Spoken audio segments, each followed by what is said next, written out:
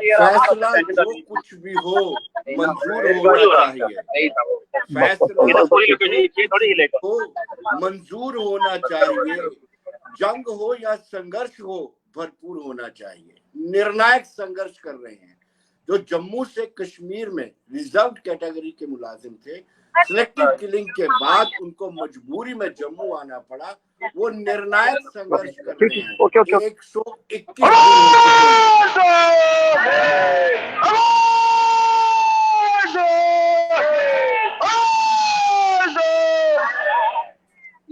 121 दिन हो चुके हैं। जैसे मैंने शुरू में कहा, फैसला जो कुछ भी हो मंजूर होना चाहिए। जंग हो या संघर्ष हो भरपूर होना चाहिए। ये संघर्ष कर रहे हैं, भरपूर संघर्ष कर रहे हैं, निर्णायक लड़ाई कर रहे हैं। 121 दिन हो चुके हैं और इस वक्त मुलाजिम हमारे साथ सीधे लाइव पर है। विपिन जी, आपका स्वागत है। धन्यवाद सर। 121 दिन हुए, सरकार ने कोई फैसला नहीं लिया। सरकार ने वादा किया था कि आपके लिए एक ट्रांसफर पॉलिसी फॉर्मुलेट की जाएगी, नहीं की। कितना मन उदास होता है आपका? सबसे पहले धन्यवाद आपका, क्योंकि आपने समय दिया। आप देख रहे हैं पिछले 121 दिन से, और पूरे 121 दिन हो गए लगातार ये धरना शांतिपूर्ण तरीके से अम्बेडकर चौक में चल रहा है। रही मन उदास होने की, तो मन उदास नहीं है। आज भी उतनी ऊर्जा, उतनी शक्ति हमारे अंदर है कि हम ट्रांसफर पॉलिसी के लिए लड़ेंगे। और जब तक ट्रांसफर पॉलिसी की नोटिफिकेशन सरकार नहीं निकालती है, तब तक ये धरना शांतिपूर्ण तरीके से चलता रहेगा। ट्रांसफर पॉलिसी एक रिक्रूटमेंट का हिस्सा होनी चाहिए। अगर 2006-2007 में जब इंटर डिस्ट्रिक्ट रिक्रूटमेंट यहाँ शुरू किया गया था, अगर उस वक्त कोई लूप होल, कोई गलती हो गई है सरकार से, तो इस सरकार के पास ये मौका है कि उस गलती को दुरुस्त करें। जम्मू कश्मीर में इंटर डिस्ट्रिक्ट रिक्रूटमेंट आज भी होता है। एक कैंडिडेट एक डिस्ट्रिक्ट का डोमिसाइल होते हुए दूसरे डिस्ट्रिक्ट में अपॉइंट हो जाता है, और पीछे से उसके लिए दरवाजा ही बंद कर दिया है। मैं पिछले कई सालों से अक्सर मैं आपको बोलता हूँ, यहाँ हमारे मुल्क में, हमारे देश में घर वापसी सुन रहा हूँ। मैं तभी घर वापसी मानूंगा जब यहाँ जम्मू कश्मीर के ये 3,500 कर्मचारी जो इंटर डिस्ट्रिक्ट रिक्रूटमेंट में लगे हैं, जब तक इनकी घर वापसी इनके होम डिस्ट्रिक्ट में ट्रांसफर नहीं होगी, तब तक हम घर वापसी को एक जुमला ही मानते हैं। विपिन जी, स्वाभाविक सी बात है कि वहां पर नौकरी करना कश्मीर में माकूल माहौल नहीं है। वहां पर इस वक्त जम्मू के लोकल लोगों का वहां पर नौकरी करना असंभव सी बात है। उसके बावजूद भी सरकार कोई ऐसा कदम क्यों नहीं उठा रही? आप तो सिर्फ ट्रांसफर पॉलिसी की डिमांड कर रहे हैं। देखिए, सबसे पहले मैं आपको एक बात बताता हूँ। ट्रांसफर पॉलिसी की डिमांड जो है पिछले कई सालों से चलती आ रही थी, लेकिन जैसे रजनीवाला और राहुल भट्ट का इंसिडेंट होते हैं, जैसी सुरक्षा व्यवस्था कश्मीर में बनी है, आज की स्थिति में जितने भी कर्मचारी हैं, इनके पास, किसी के पास गवर्नमेंट अकोमोडेशन तो है नहीं। ये सेफ और सिक्योर अकोमोडेशन की बात सरकार तो कर रही है, लेकिन सेफ और सिक्योर अकोमोडेशन है कहाँ पर? कोई भी कश्मीर का इस वक्त हमें अपने घर में, अपने कमरे में बिठाने को तैयार नहीं है। अगर हम यहाँ से ड्यूटी देने के लिए जाते हैं, जाएंगे कहाँ पर? या तो सड़क पे तंबू लगा के, टेंट लगा के बैठना पड़ेगा, या फिर सड़क पे ही रात गुजारनी पड़ेगी। ये जिंदगी का मसला है। मैं कई बार कहता हूँ आपको, यहाँ पर ट्रांसफर पॉलिसी जो है रिक्रूटमेंट का हिस्सा होनी चाहिए। लेकिन जिस तरीके से कुछ अधिकारियों ने, कुछ डीडीओज ने आर्डर्स निकालने शुरू किए, हाँ जी आप ड्यूटी को रिज्यूम करें, चाहे वो पीएम पैकेज इंप्लॉइज हो, चाहे इंटर डिस्ट्रिक्ट में रिजर्व कैटेगरी इंप्लॉइज हो, इनके पास इस वक्त कश्मीर में कोई ऐसा, ये डर और भय का जो माहौल बना है, ऐसे डर और भय के माहौल में वहां पर ड्यूटी देना हमारे लिए संभव नहीं है। मैं कम से कम ये चाहता हूं कि सरकार इसको मानवता की तरह देखे। ये कोई ट्रांसफर पर, ये कोई प्रमोशन, कोई डीए या एचआर की लड़ाई नहीं है, बल्कि लड़ाई है क्या? हमारी जिंदगी जो है वो हमारी नौकरी के सबसे बड़ी है। कोई भी कर्मचारी ऐसे डर और भय के माहौल में कश्मीर जाके नौकरी नहीं कर सकता है। कम से कम सरकार को ये देखना चाहिए, जो ये मांग रहे हैं बिल्कुल जेन्युइन है। क्यों नहीं ऐसा हुआ यहाँ वहां पर? अगर हमारी रिक्रूटमेंट में ये लिखा है, कहीं पे लिखा है कि आपकी ट्रांसफर नहीं होती, तो हमें दिखाए ना। वहां पे कुछ ऐसा नहीं लिखा है, उसमें लिखा ही नहीं गया कि आपकी ट्रांसफर वहां से नहीं हो सकती। बिल्कुल साइलेंट रखा गया उस वक्त। मैं तो यही चाहता हूँ कि कम से कम, मैंने आपसे कई बार बात की है, हमारे अंदर विश्वास है अभी भी कि अगर हमारी बात एलजी साहब तक पहुंच रही है, वो देखें, अगर उन्होंने कमेटी बनाई हो, कमेटी को निर्देश दें कि ट्रांसफर पॉलिसी की नोटिफिकेशन में कहा। और मैं एक और बात इसमें ऐड करना चाहता हूँ आपके माध्यम से, या मैं कई सालों से सुन रहा हूँ, हमारे प्रधानमंत्री जी मन की बात सुनाते हैं हमको, हर संडे को प्रोग्राम आता है जी, प्रधानमंत्री जी की मन की बात। तो हमने बहुत सालों से वो मन की बात सुन ली है, कम से कम अब समय आ गया है कि वो हमारे मन की बात सुने कि हम कर्मचारी, हम लोग चाहते क्या हैं। अगर वो हमारी मन की बात सुनते हैं तो कम से कम वो निर्देश दें कि हमारे लिए ट्रांसफर पॉलिसी की नोटिफिकेशन निकालें।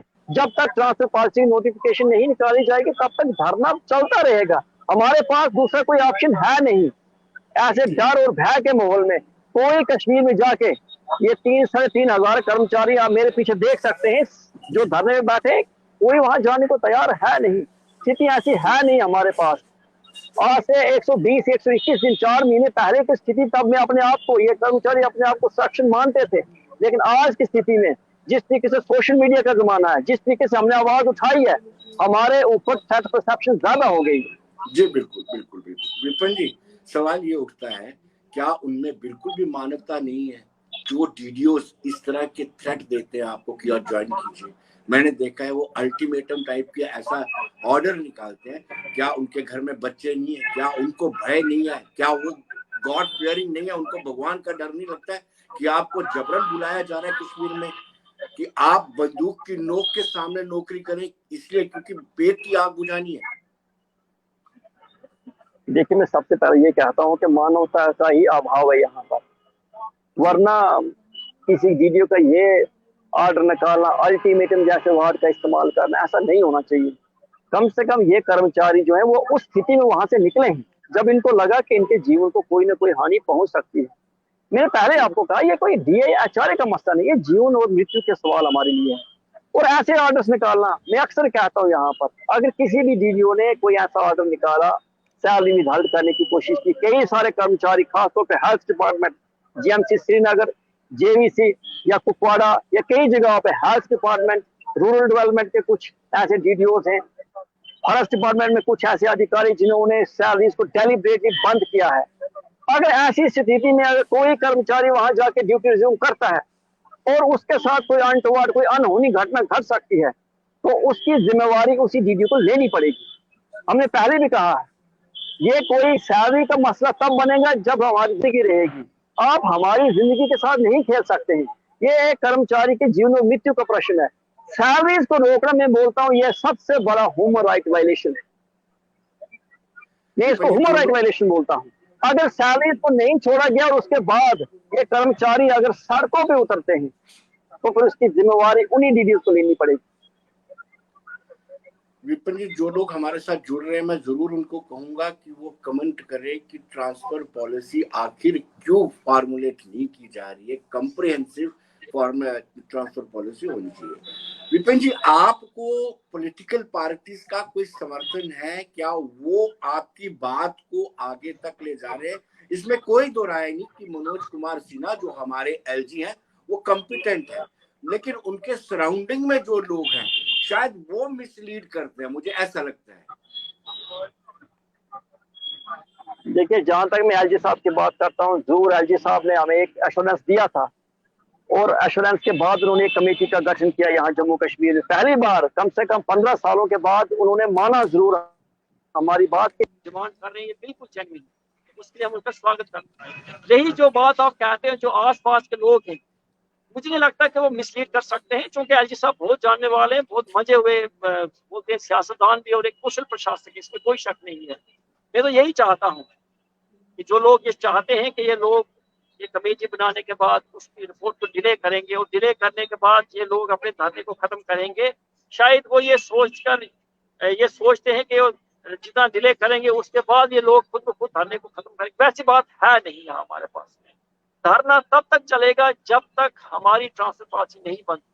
दूसरी बात, मुझे लगता है कहीं ना कहीं पर कम्युनिकेशन गैप, एलजी साहब का जो निर्देश है वो कहीं ना कहीं पर उसको मिस इंटरप्रेट करने की कोशिश की जा रही है। वरना किसी डीडीओ या किसी अधिकारी की हिम्मत ना होती यहाँ की किसी की सैलरी बंद करे। जब एलजी साहब ने निर्देश दिए हैं कि आप किसी की सैलरी ना रोको, जितने भी कश्मीर में माइनॉरिटी एम्प्लॉइज, मैं आपको सीधा बात कहता हूँ, चाहे वो पीएम पैकेज एम्प्लॉइज है या जम्मू के डोगरा एम्प्लॉइज है, इनके लिए साफ निर्देश ऊपर से एलजी साहब का है कि सैलरी को विदहेल्ड ना किया जाए। और अगर इसके बावजूद कहीं न कहीं पर अगर सैलरी को बंद किया जाता है, चाहे वो हेल्थ डिपार्टमेंट या किसी दूसरे डिपार्टमेंट की बात हो, तो मुझे लगता है कहीं न कहीं पर वो एलजी साहब के निर्देशों की भी अवहेलना कर रहे हैं। और मैं चाहता हूँ कि एलजी साहब इसका संज्ञान लें, सीरियसली लें, उनको अकाउंटेबल ठहराएं जो लोग सैलरी बंद करते हैं। सैलरी बंद करना जो है इस स्थिति में ठीक नहीं रहेगा। मैंने आपको पहले भी कहा है, जब एलजी साहब ने निर्देश दिया है कि सैलरी को रिलीज किया जाए, तो फिर सैलरी को बंद करना जो है कहीं न कहीं पर एलजी साहब को ही एक चुनौती देने वाली बात है। Vipin ji, Newton third law of motion हमने पढ़ा है, to every action there is an equal and opposite reaction. इन्होंने कोशिश भी की आपको धरने से उठाने की, और इधर पुलिस भी बिठा दी, इसी जगह पर पुलिस बिठा दी, लेकिन उसके बाद आपकी ताकत और बढ़ गई। अगर ये दोबारा कोई कोशिश करेंगे, क्योंकि अमित शाह गृह मंत्री का दौरा हो सकता है, उन दौरान भी 2 दिन तक यहाँ पे आपको उठाने की कोशिश करेंगे, मुझे लगता है एक और गलती ये प्रशासन करेगा।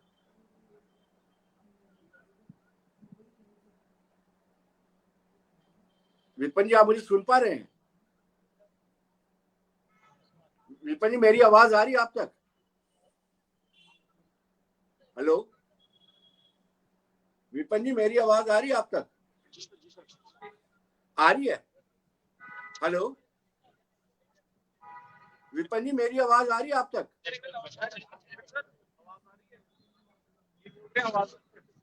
आवाज नहीं सर आ रही। आगे आगे आगे अब आ रही मेरी आवाज? आपकी आवाज मेरे को आ रही है। विपिन जी, इंपॉर्टेंट सवाल है आपसे। आवाज नहीं आ रही। आवाज नहीं सर आ रही, आवाज कहीं कट रही है। आपकी आवाज मुझे पूरी आ रही है। क्या बोलो? आपकी आवाज मुझे आ रही है पूरी आपकी। तो दर्शकों, कहीं ना कहीं ये 121 दिनों से संघर्षरत हैं, और आपको बात बताते चले, 121 दिनों में सरकार की तरफ से भरसक कोशिश की गई, इनको उठाने की कोशिश की गई, इनको तोड़ने की कोशिश की गई। हालांकि एलजी मनोज कुमार सिन्हा ने इनको आश्वस्त किया था कि आपके लिए एक पॉलिसी फॉर्मुलेट होगी, ट्रांसफर पॉलिसी फॉर्मुलेट होगी, और उस ट्रांसफर पॉलिसी के मुताबिक आपको जम्मू में वापस लाया जाएगा। हम सब जानते हैं कि वहां पर माकूल माहौल नहीं है।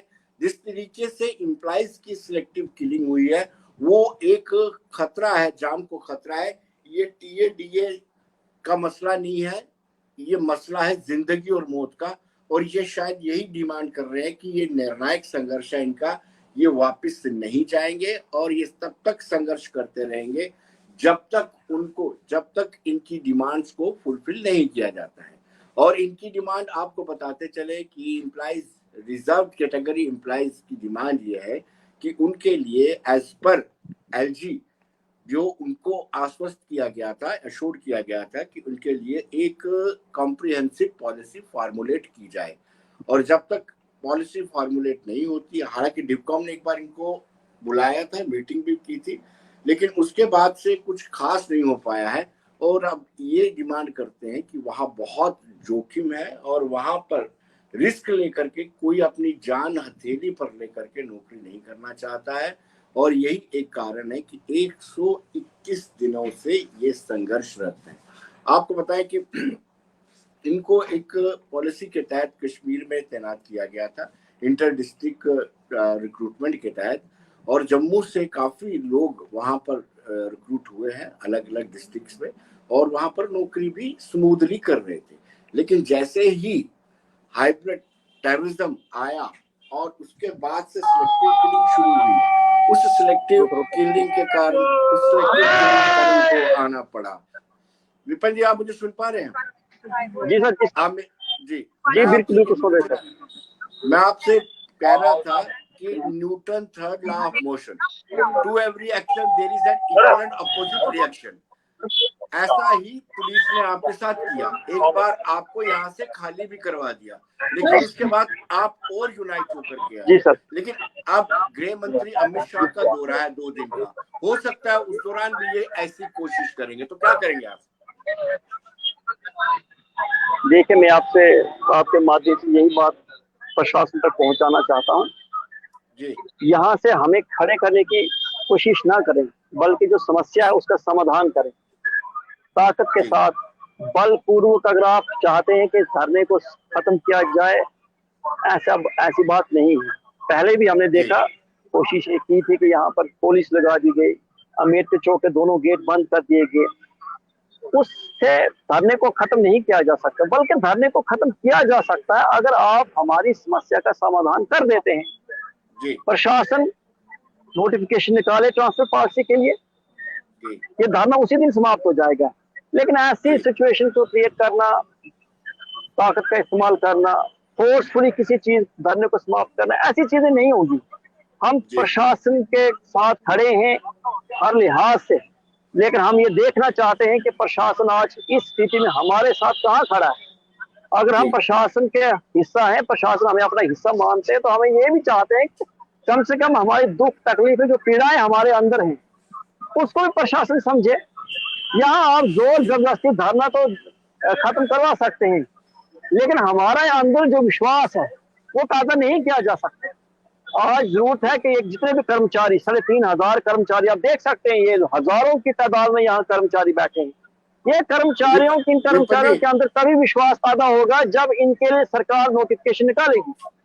जी विपिन जी, एक बार पैन करके हमारे दर्शकों को बताएं कि कितना उत्साह, हौसला और मोरल बूस्ट है कर्मचारियों का।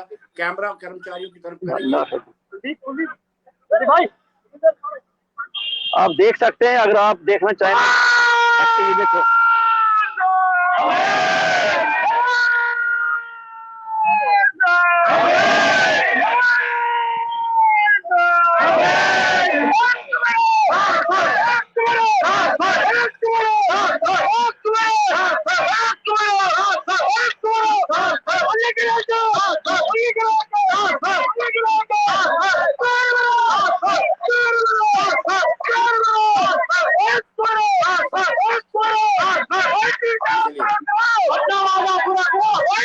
विपिन जी लास्ट, विपिन जी लास्ट,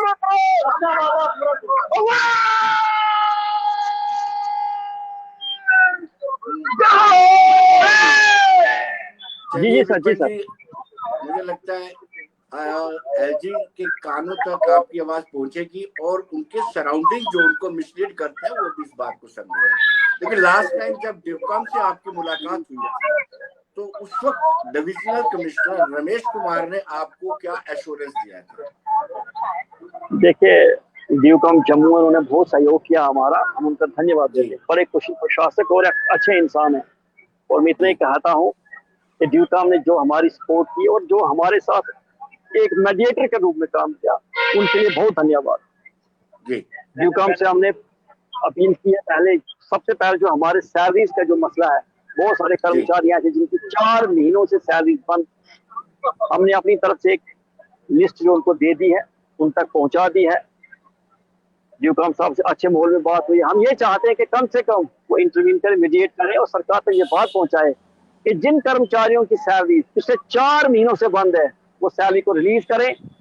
दुशहरा आने वाला है, विजयदशमी तक हमारे लिए ट्रांसफर पॉलिसी का सरकार ऐलान करे, वो तमाम कर्मचारियों की सैलरी निकालें। इसके अलावा जब तक कश्मीर में स्थिति नहीं बनती है, इतने बड़े ह्यूमन रिसोर्स को वेस्ट ना किया जाए। ये तमाम कर्मचारी काम करने वाले लोग हैं, इन्होंने बहुत अच्छी तरीके से सर्विसेज की हैं, आज भी काम करना चाहते हैं। इनकी सर्विसेज को जम्मू संभाग के किसी भी डिस्ट्रिक्ट में यूटिलाइज किया जा सकता है। हमारी तरफ से पूरी तरीके से एक लिबरल अप्रोच है। हम ये नहीं कहते हैं कि आप उसको उसी के डिस्ट्रिक्ट में यूटिलाइज करें, जम्मू संभाग में कहीं भी अगर इनके सर्विसेज को यूटिलाइज किया जा सकता तो करें, हम तैयार हैं उस चीज के लिए, वैसी बात नहीं है। लेकिन इस डर के माहौल में, भय के माहौल में कश्मीर में हमारे लिए इस वक्त नौकरी करना संभव नहीं है। कम से कम इसको इंसानियत के तकाजे से देखें।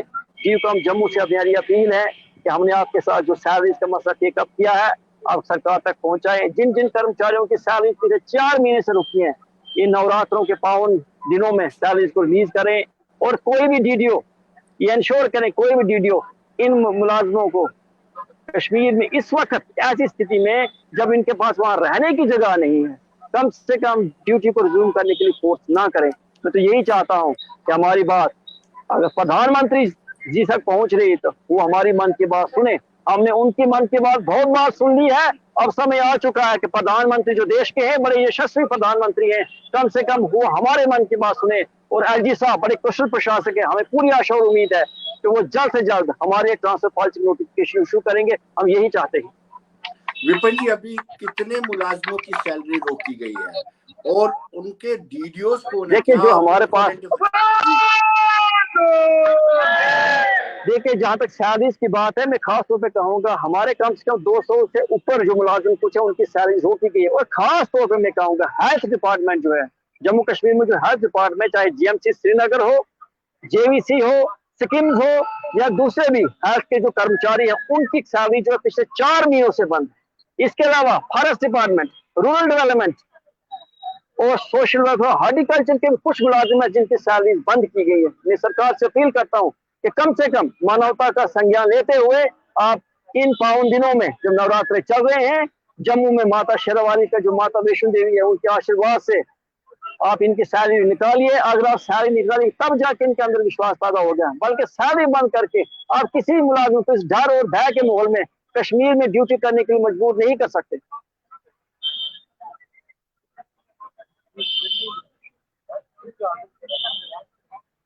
विपिन जी, मेरी आवाज आ रही है? क्या उन लोगों को आइडेंटिफाई करने की जरूरत है जो डीडीओ डेलिबरेटली इस तरह का कदम उठा रहे हैं, यानी वो सीधा सीधा एलजी के आदेश के अगेंस्ट काम कर रहे हैं? देखिए हमने एक लिस्ट जो थी उन डीडीओ के नाम और उन कर्मचारियों के नाम में जिन जिन की सैलरी पिछले 4 महीने से बंद है, उनकी वो एक लिस्ट जो थी हमारे पास, हमें वो डाटा कंपाइल करके एडमिनिस्ट्रेशन तक पहुंचा, चाहे ड्यूटी कमिश्नर जम्मू हो या ड्यूकम कश्मीर हो, वहां तक भी हमने अपनी बात पहुंचाई है। हम ये अपील करते हैं कि प्रशासन जो है एक जनरल कॉमन ऑर्डर निकाले सबके लिए कि किसी की सैलरी को विधायक ना किया जाए। मैं किसी एक वीडियो पे आरोप लगाना नहीं चाहता हूं। यहाँ पर मैं चाहता हूं सरकार बड़ा दिल दिखाए और बड़ा दिल दिखाते हुए एक जनरल ऑर्डर इशू करे ताकि सबकी सैलरी, जितने भी कर्मचारी यहाँ जम्मू बेस्ड एम्प्लॉइज हैं जो यहाँ पर इस वक्त जम्मू में आकर बैठे हैं, उनकी सैलरी को निकालने के लिए कॉमन ऑर्डर निकले। और अगर सरकार ये चाहती है कि इनसे कुछ काम लिया जाए, इनके सर्विस यूटिलाइज किया जाए, तो जम्मू संभाग के किसी भी डिस्ट्रिक्ट में इनके सर्विस को यूटिलाइज किया जा सकता है। ये काम करने के लिए तैयार हैं। हम जम्मू कश्मीर के कर्मचारी हैं, हमें सिर्फ कश्मीर के साथ ना जोड़े, हम जम्मू कश्मीर के कर्मचारी हैं। जम्मू संभाग में इस वक्त की जो सुरक्षा व्यवस्था कश्मीर में बनी है ना, उसको देखते हुए इनके सर्विस को जम्मू में कहीं भी यूटिलाइज किया जा सकता है। विपिन जी, एक लेमैन भी जानता है कि कश्मीर के क्या हालात हैं। आए दिन हम देखते हैं कि प्रवासी या लोकल या मिनॉरिटी के लोगों को सिलेक्टिव किलिंग की जाती है। फिर ऐसे वीडियोस जो इस तरह के आदेश जारी करते हैं, उनकी इंटेंशन क्या है? क्या उन ताकतों का समर्थन करते हैं, उनका सहयोग करना चाहते हैं जो वहां पर माहौल बिगाड़ रहे हैं? ऐसी इंटेंशन है उनकी? देखिए सबसे पहले बात में तो कुछ लोग हमें कहते हैं, कुछ अधिकारी में ये कहते हैं कि ये छोटी मोटी घटनाएं हैं, कश्मीर में होती रहती है। तो मैं इनको यही बोलना चाहूंगा, ये छोटी मोटी घटना आप उन पूछे जिनके साथ ये घटना घट जाती है, जिनके परिवार का कोई उनसे अलग हो जाता है, जो दोबारा किसी भी डीडीओ की कलम जो है ना किसी की सैलरी बंद कर सकती है। लेकिन अगर किसी अधिकारी, किसी कर्मचारी के साथ कोई अनहोनी घटना घट जाती है, उसकी कलम उस इंसान को, उस कर्मचारी को दोबारा जिंदा नहीं कर पाएगी कभी। तो उन डीडीओ को ये सोचना चाहिए कि ये इस वक्त जीवन और मृत्यु का प्रश्न है हमारे लिए। अगर कश्मीर की सुरक्षा व्यवस्था को अगर आप देखेंगे, उसको, उसकी सुरक्षा व्यवस्था को दूसरी तरफ छोड़ भी दिया जाए, तो फिर भी अगर इंटर डिस्ट्रिक्ट में जम्मू कश्मीर में एक रिक्रूटमेंट प्रोसेस है, एक पॉलिसी रखती है सरकार, तो कम से कम इसमें ट्रांसफर पॉलिसी का होना जरूरी है। ऐसा कैसे हो सकता है कि 14 सालों का वनवास भगवान रामचंद्र जी को था, हमारा वनवास जो है 15 सालों को हो चुका है। तो अब समय आ चुका है, वनवास को खत्म कीजिए। और इन शुभ दिनों में मैं कहता हूँ, विजयदशमी का जो दिन है, अच्छाई पे बुराई की जीत, ये बुराई पे अच्छाई की जीत, तो उसको देखते हुए कम से कम आप ये बात देख लें कि ये इसको नोटिफिकेशन निकालें, तो तभी जाके इनके अंदर एक विश्वास पैदा होगा।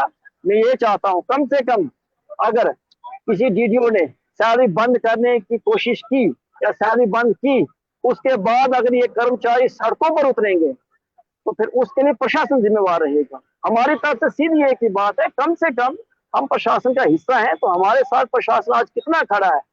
हम जिस दुख और तकलीफ में जा रहे हैं, आज हम चाहते हैं कि प्रशासन कम से कम हमारे लिए एक मानवता का संज्ञान लेते हुए ट्रांसफर पॉलिसी नोटिफिकेशन निकाले। जिस कमेटी को गठन किए हुए 2 महीने हो चुके हैं, कम से कम वो कमेटी अपनी रिपोर्ट दे आज आगे, क्योंकि ये बात सिर्फ इन 3,500 कर्मचारियों की नहीं है, बल्कि उन लोगों की है जो इनके परिवार के लोग पिछले 4 महीनों से सड़कों पर उतरे हुए हैं। ये लोग सिर्फ कोई 3,500 एम्प्लॉय, बल्कि 3,500 वो परिवार हैं जो कहीं ना कहीं गवर्नमेंट की नॉन सीरियसनेस की वजह से आज यहाँ सड़कों पर अम्बेडकर चौक में बैठे हुए हैं। विपिन जी, उस दिन आपको कैसा लगा था जिस दिन एक सीनियर आईएएस ऑफिसर ने कहा था कि मैं तो दूसरी स्टेट से आकर के यहाँ पर काम कर रहा हूँ? मजाक वाली बात है ना।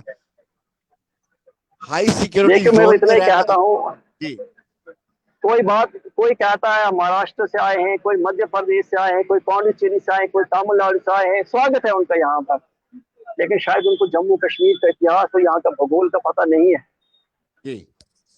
जेड सिक्योरिटी में बैठकर, एसी रूम में बैठकर, एक टेबल के पीछे फाइलों को देखकर ये कहना है कि सब कुछ ठीक है, हम भी कश्मीर में नौकरी करते हैं, ऐसी बात नहीं होनी चाहिए। एक डिविजनल कमिश्नर, एक डिप्टी कमिश्नर, एक चीफ सेक्रेटरी, एक कमिश्नर सेक्रेटरी और बड़े बड़े रैंक्स पे बैठे हुए आदमी, वो अपने आप को टीचर फॉरेस्ट गार्ड या 4th क्लास एम्प्लॉय या पंचायत अकाउंट असिस्टेंट या VLW के साथ मुकाबला करते हैं। मैं उनसे एक ही बात कहता हूँ, प्रशासन आपके माध्यम से तमाम कर्मचारी जो यहाँ बैठे हैं, ये कल के कल ड्यूटी ज्वाइन कर देंगे। तमाम कर्मचारियों के लिए जेड सिक्योरिटी का इंतजाम करे सरकार।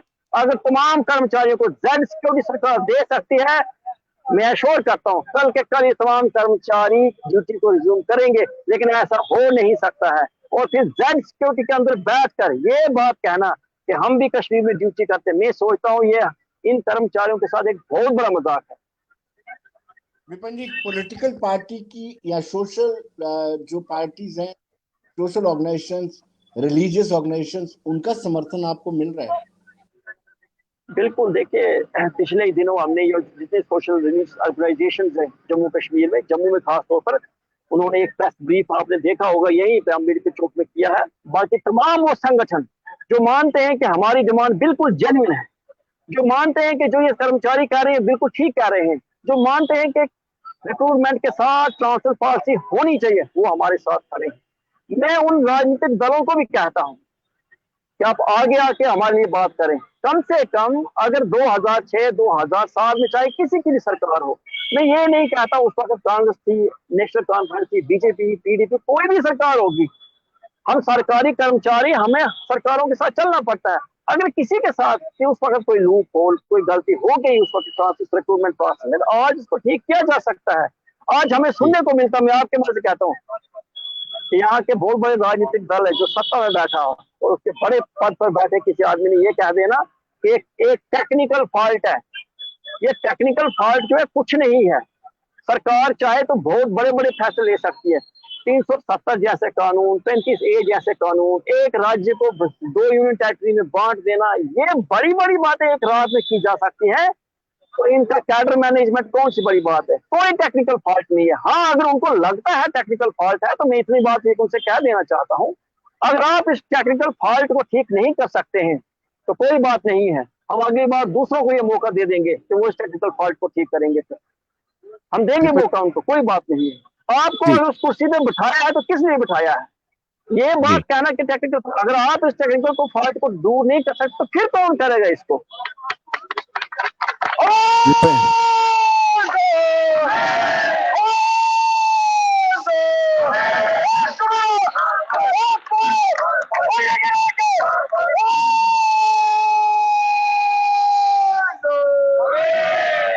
जी सर।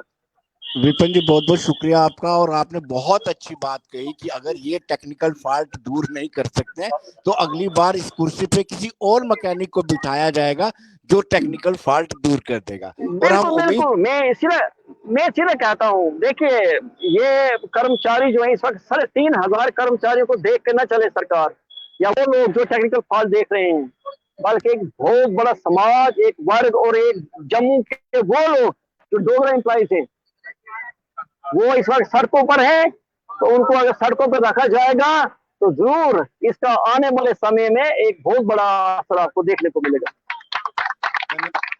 और सरकार से उम्मीद करते हैं, और एलजी के सराउंडिंग जो लोग बैठे हैं और ब्यूरोक्रेट, एटलीस्ट वो एलजी को मिसगाइड ना करें और इनकी जेन्युइन डिमांड को पूरा करे। नोटिफिकेशन निकाले जल्द से जल्द, दशहरे से पहले, विजयदशमी से पहले और इनकी ट्रांसफर पॉलिसी फॉर्मुलेट की जाए। बहुत बहुत शुक्रिया विपिन जी, धन्यवाद।